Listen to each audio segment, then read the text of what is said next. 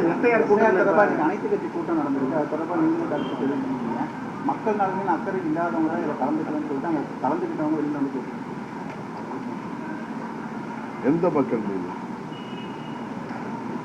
அதை கேட்டீங்களா? நீங்கள் முதல்ல அதை கேளுங்க. இல்லை, எஸ்ஐஆர் கூட்டத்தை புறக்கணிக்க என்ன காரணம் சார்? யாருங்க இந்த கூட்டத்தை? ஒரு கட்சி நடத்துகிற கூட்டத்துக்கு அரசாங்கம் நடத்துனா கலந்துக்குவோம். இப்போ நாங்கள் ஒரு கட்சி கூட்டம், நாங்கள் ஒரு பொது விஷயத்துக்கு கூட்டம் நடத்துனா திமுக கலந்துக்குவோம். இது தேவையில்லை. இன்னொன்று, 52லேருந்து 2004 வரை 8 முறை இதே எஸ்ஐஆர் நடத்தப்பட்டிருக்கிறது. 21 வருடங்கள் கழித்து 2004லேருந்து இப்போ பீகாரில் நடந்ததில் தான் நிறைய குளறுபடிகள், குற்றச்சாட்டுகள், 65 லட்சம் பேருக்கு உரிமையை, வாக்கு உரிமையே இல்லாமல் போய்விட்டது. அதில் வந்து சுப்ரீம் கோர்ட்டில் போய் வழக்கு வந்து நீதிமன்றம் பல ஆணைகளை இருக்கிறாங்க. இன்னும் சொல்ல போனால் வாக்கு திருட்டு நடந்ததாகவே எதிர்கட்சியில் குற்றச்சாட்டு. இந்த தமிழில் அங்கே நடப்பது பாஜக கூட்டணி அரசாங்கம். பட் இங்கே நடக்கிறது திமுக அரசாங்கம். அதை பூத்தா போய் செக் பண்ண போகிறது தமிழ்நாட்டில் உள்ள அரசு துறை அலுவலர்கள் தான். இதை வேணா கால அவகாசம் 1 மாதம்ங்கிறத 1 மாதம் தானே கொடுத்துருக்காங்க. அதை வேணா நீட்டிச்சு கேட்கலாம். இது அரசாங்கம் முறையாக செய்யலாமே. எத்தனை பேர் இறந்து போனவர்கள் வாக்காளர்கள் இருக்கலாம். நீங்கள் ஏன் பாசிட்டிவாக பார்க்கலாமே? அதை நம்ம ஏன் பயத்தில் பார்க்கணும்? அரசாங்கமே திமுக கையில் தானே இருக்குது. உங்களை மீறி என்ன நடந்துட முடியும்? வேண்டுமானால் வெளிநாட்டில் இப்போ நம்ம சொந்தக்காரவங்க, அண்ணன் தம்பி அவர்கள் வெளிநாட்டில் வேலை பார்க்கலாம். அவங்க எப்போ வேணாலும் இங்கே வரலாம்.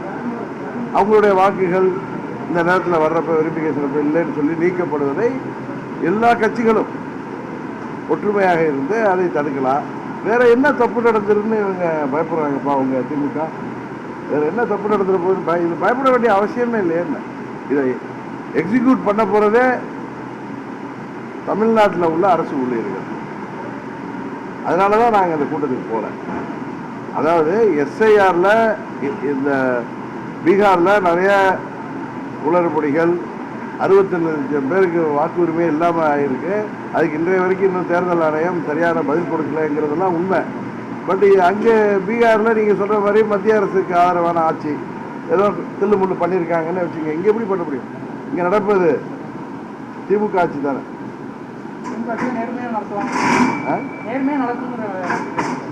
இந்த ஆட்சியில் என்ன தப்பு பண்ண முடியாது? எல்லா கட்சிகளும் விஜிலண்டாக தான் இருக்க போகிறோம் நாங்கள். திருச்சி அமைச்சர் மீது அமலாக்கத்துறை ஒரு கடிதம் எழுதியிருக்கு சார். வேலை வாய்ப்பில் ஊழல் நடைபெற்றிருக்கு. எப்படி பார்க்குறீங்க சார்? தொடர்ச்சியாக இப்போ முதல் விஷயத்தில் நான் பேசினப்ப அதை நீங்கள் இவர் பாஜகவுக்கு ஆதரவாக யாரும் கேட்கல கரெக்டா. ஆனால் இப்போ இதுக்கு நான் பதில் சொல்கிறப்ப உடனே திமுக பக்கம் சாயிறாரு, இல்லை திமுக பக்கம் ஒருக்களிச்சிருக்காரு அப்படின்லாம் பேசாதீங்க. ஒரு அமலாக்கத்துறை ஒரு கடிதம் எழுதியிருக்கு. எத்தனை 2500 3500 2500 பணியிடங்களில் 150 பணியிடங்களில் முறைகேடு நடந்திருப்பதாக அவங்க ஒரு கடிதம் எழுதி அதை விசாரிக்க சொல்கிறாங்க. எனக்கு இதில் ஒன்றும் புரியல. அவங்களே அதை வந்து எஃப்ஐஆர் போடலாம், அவங்களே அதை நடத்தலாம். எதுக்கு எனக்கு அது சட்ட ரீதியாக எதற்காக தமிழ்நாடு அரசுக்கு அனுப்பியிருக்காங்கன்னு தெரியல. அதை விசாரித்து அதோடைய அரசு விசாரித்து அதில் வர்ற இதன்படி ரிசல்ட் படி அதுக்கப்புறம் நம்ம பதில் சொல்லுவோம். உடனே திமுக ஆட்சிங்கிறதுக்காக நான் குற்றச்சாட்டு சொல்கிற அரசியல்வாதி இல்லை. மத்திய அமலாக்கத்துறை எழுதியிருக்கு. அது திமுக அரசு விசாரிக்கட்டும்.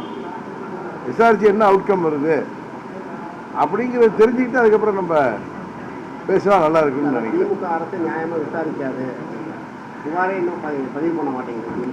அதில் டெக்னிக்கலாக என்ன இருக்குன்னு தெரியாது சார்.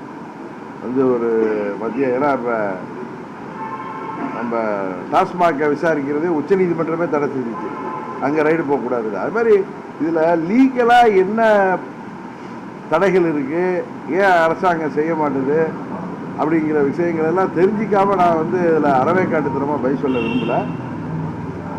எல்லாரும் தெரிஞ்சுட்டு நான் மறுபடியும் உங்களுக்கு சொல்லுவேன். கொலை வழக்கில் A1 குற்றவாளி எடப்பாடி பழனிசாமி தான் அவர் அரெஸ்ட் பண்ண வேண்டியது கொடுத்து போனேன்னு அதான் திண்டுக்கல் சீனிவாசன் தானே அவருக்கு எவ்வளோ அவர் ஆசையை சொல்கிறாரு பார்த்தீங்களா இல்லையா? முடிச்சு போடுங்க இந்த பழனிசாமியை, நான் மந்திரியாக இருக்கிறப்ப என்னை பல முறை எடுத்துட்டு மிரட்டினாரு. இவர் தான் வனத்துறை மந்திரியாக இருந்தாரா, நிறையா முறைகேடு புகார்லாம் வந்து இவரை மிரட்டினதெல்லாம் பார்த்துருக்கோம். அதனால இந்த பழனிசாமியை வந்து எப்படியாவது பிடிச்சி போடுங்க, அது சொல்றதுலே தெரியுது. ஏன் பிடிச்சி போடுங்களா அப்படின்னு சொல்றாருல, அவர் ஆசை. அதை திமுக ஆட்சி தானே நிறைவேற்றணும். பிடிச்சி போடுறது யாரு? இப்ப செங்கோட்டை நான் பிடிச்சி போட முடியும்? ஏன் சார், உங்களுக்கு நல்லா தெரியும். அங்க ஒருத்தர் இருக்காரு, ஒரு மகான் மந்திரி, முன்னாள் மந்திரி இருக்காரு, மதுரையில் இருப்பாரு.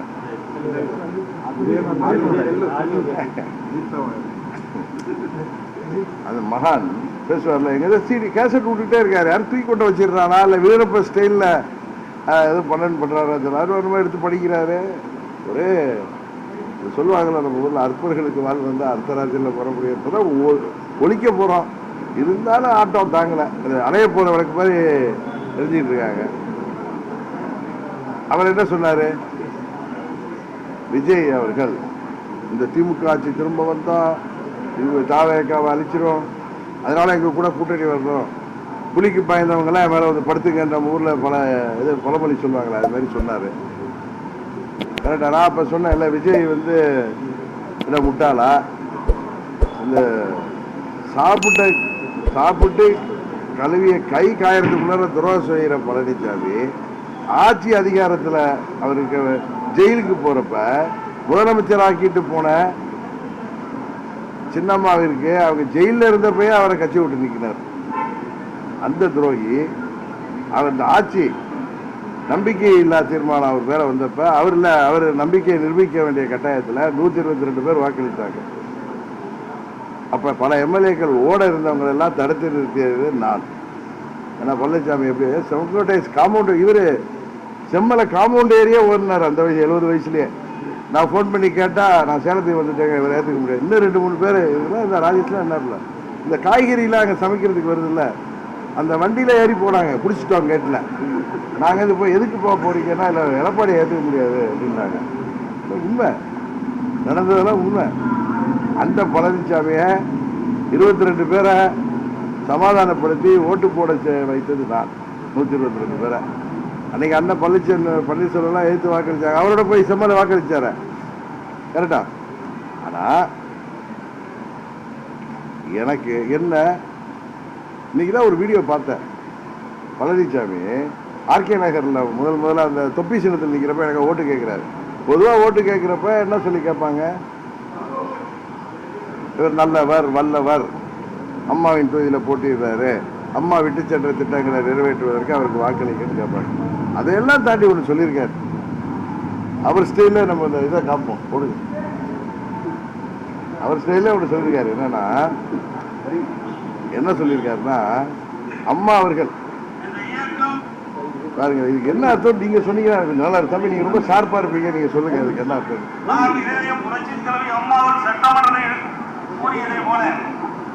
எனக்கு பின்னாலே 100 ஆண்டு காலம் அனைத்து இந்திய அண்ணா திராவிட முன்னேற்ற கழகம் ஆட்சியிலும் அதிகாரத்திலும் தொடரும் என்று குறிப்பிட்டார். அந்த செய்தியை நனவாக்கின்ற நேரம் இந்த நேரம். அம்மாவுடைய வாக்கு தேவ வாக்கு. அந்த தேவ வாக்கை இன்றைக்கு நாம் அத்தனை பேரும் ஒருமித்த கருத்தோடு மதிப்புக்கும் மரியாதைக்கும் சொல்ல தெரியல. அம்மாவுக்கு நன்றி சொல்லிட்டு,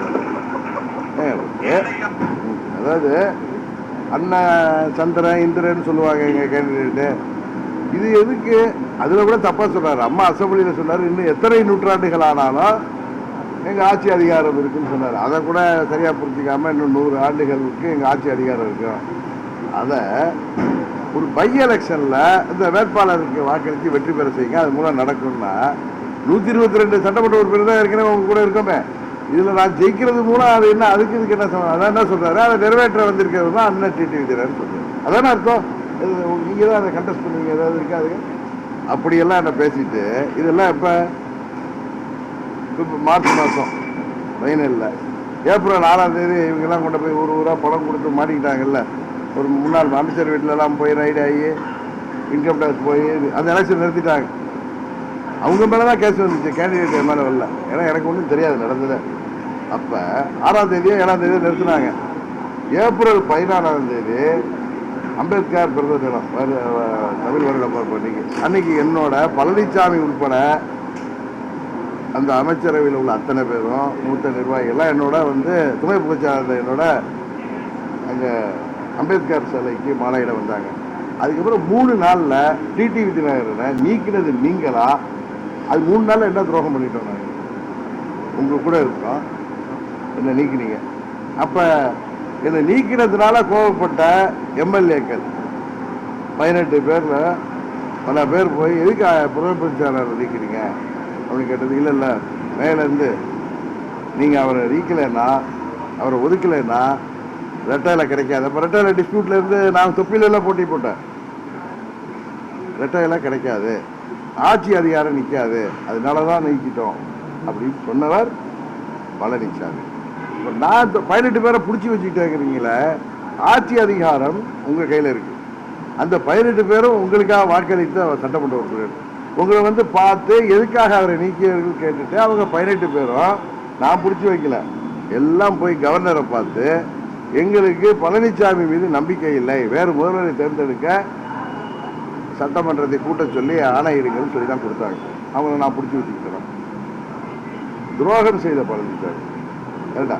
எதுக்கு அங்கே டைவர்ட் ஆகி போறேன்னா, இப்படி துரோகம் செய்கிற பழனிசாமி விஜய் சினிமாவில்